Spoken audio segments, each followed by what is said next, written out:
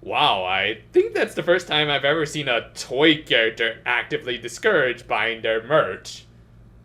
By the way, how much does that go for nowadays? Let me just see here. Oh, geez. And it's not even complete. Be careful what you buy on eBay, folks. We opened this week on a kid in shadows dealing with some issues. Jeez, Tai is really struggling with the direction the reboot is going. Seriously, how can Greymon digivolve without the crest of courage? Yeah, anyway, after a quick recap reminding us that our protagonists were going to open the refurbished Mahodo, we cut over to Doremi sleeping in a very uncomfortable looking position. Pretty sure her head should be like beet red from all the blood flowing down. Anyway, she made her way to the shop after bypassing her folks' usual DV that both daughters seem to have become jaded to. At the Mahodo, they opened up shop while Majrika was still complaining that they dared to change up her failing business strategy. Like, seriously, while we will see a reason why she got at least a few customers to come to her shop, there is a reason why niche shops like the old Mahodo were a dying breed. Anyway, we also learned that the kid from the cold opening was the same one in Doremi's class who we've been seeing since the first episode, and also was the one who pulled off that Tetsuya Naito pose. And honestly, I didn't realize Kodake here's first name was also Tetsuya. Anyway, he conveniently got one of the Mahodo flyers flung into his face to produce some obvious foreshadowing for later. Also, good on this kid for promoting no littering. Back at the Mahodo, business was slow, which of course Majrika took the opportunity to brag about how her borderline bankrupt business did better apparently. However, just as they were about to call it a day, the dressers started to sing some opera.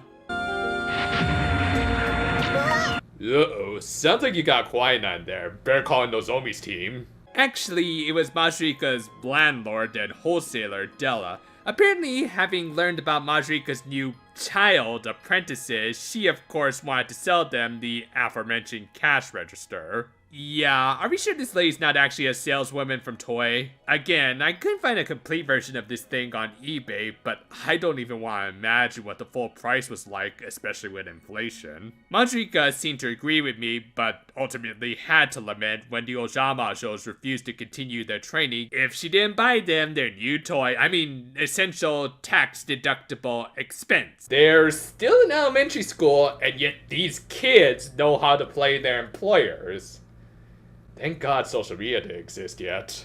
Wanting to test out their new register, the girls decide to take the initiative and forcefully rope in a bunch of customers and then tempted them with deceptively low prices. So basically the Walmart business model. Well, credit where it's due, it is a model that works, as they manage to sell most of their handmade goods, with Hazuki seeming to sell the best, followed by Aiko and Doremi.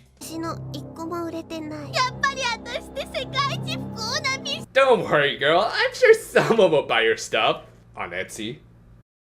Just as the crowd at the shop died down, Kodake suddenly found himself in front of the same background as Doremi from the first episode, as well as the Mahodo, also just like Doremi. As a result, he entered the shop to find his classmates working there. Oh come on kid, if anime has taught me anything, kids of any age can own whatever business they want. I mean, what, is there some kind of laws of labor that prevent such? Anyway, he wasn't impressed by the inventory to the point that he referred to them as geez, yeah, you can tell these subs came from a different time.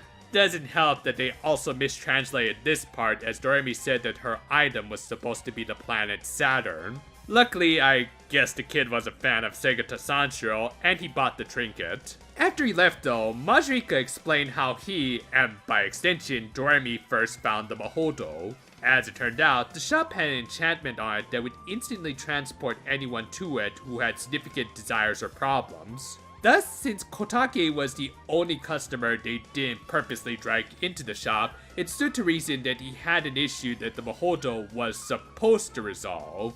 However, from Majrika's viewpoint, Doremi's Saturn pendant wouldn't solve anything since it came from an almost powerless witch's apprentice. Hey, Frog Lady, you ever hear of something called the placebo effect? It's something that doesn't require magic, and I think is a lot more practical than your stuff. Still, Doremi, in a surprisingly little bit of humility, followed after Kotake to make sure things worked out for him. Not so surprisingly, she kind of stunk at the whole trailing thing. Also, I would put the MGS exclamation point in here, but the show does it for me. And after some typical childish accusations, Doremi spit up a lozenge? Seriously, what the hell is that? And decided to switch up her tactics and got out her witch's outfit. I'm guessing turning into a moth was off the table as she decided to use her broom to fly above instead. Eventually, she found Kotake at an abandoned factory taking care of a stray Menchi? Kid, you might want to get that dog out of there before some crazy terrorist chick finds him. Also, you might not want to feed the dog milk, they tend to be lactose intolerant. But yeah, that lack of courage thing he was talking about earlier was his concerns about asking his parents if he could keep this stray that he had named Pal. Hey, it's worth a shot, even if parents are starting to become a little more strict these days. I mean, it's got to the point where you can't even take a 20-year-old hobo home with you without them asking 1,000 questions. And if anything, he should have considered moving Pal away from at least this factory, as there were jerk-ass cats like the one from episode 3 who would steal his food. They ended up chasing it into the factory where Pal fell into a hole. Kotake tried to rescue him by using a ladder that changed colors and shapes a little in between shots. Like, seriously, it looked like a metal ladder at first, but then it became this brittle wooden one, which I doubt you would find at a factory like this. But I guess they just need a reason for Kotake to fall into the hole with his canine friend. Oh, and also the hole began to fill with sand that was just nearby, and we never really got to see what was knocking it in. Yeah, I don't know if there are like issues with the storyboarding of this episode, but it just feels like things are just happening in the last part of this. In any case, Doremi of course tried to save the two. Well, they're dead. Also, why ice? But nope, apparently this kid was Shoto Todoroki because he managed to somehow break free. But still, he and his dog were stuck, so Doremi decided to use a pulley to try and get them out with predictable results. Thus, she turned to her most effective spell, do something! And yet again, things just kind of worked for reasons. All this said, I will say that I at least liked the resolution to Kotake's conflict here, with this whole experience giving him the resolve to take Pal home with him. Doremi's charm having given him the confidence to do so, though not through any sort of magic per se, but rather just through the Ojamajo's earnest feelings that got passed on to him. Speaking of whom, she was again left hanging upside down, only to be saved thanks to the power of gravity. And with that, the episode ended with Kotake managing to convince his parents to let him keep Pal, and the girls doing a classic 80s freeze frame to close things out.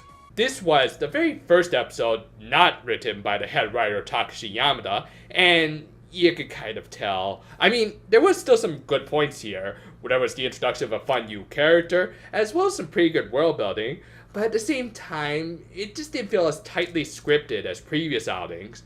So, when all is said and done, while it wasn't bad, it was overall a pretty meh episode.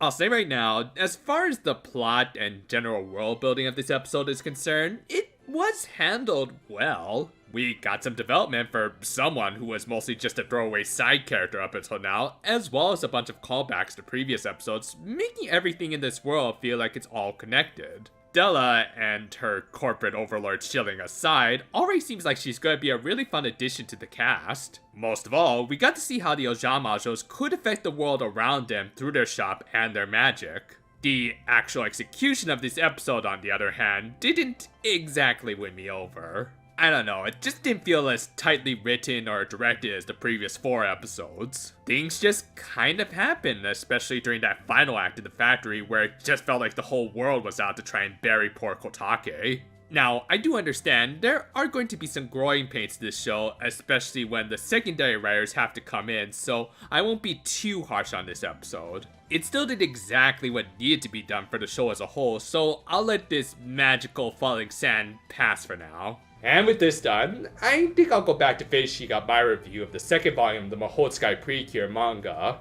It is just one longer chapter than the others, but boy, is it a doozy. I think it should be out sometime in September, and then soon after it'll be October. Yeah, I'll get back to you on that. And until then, though, for now, my friends, and if you'll excuse me. Hey, could you keep it down there? We've gotten complaints from the neighbors, you know. Thank you.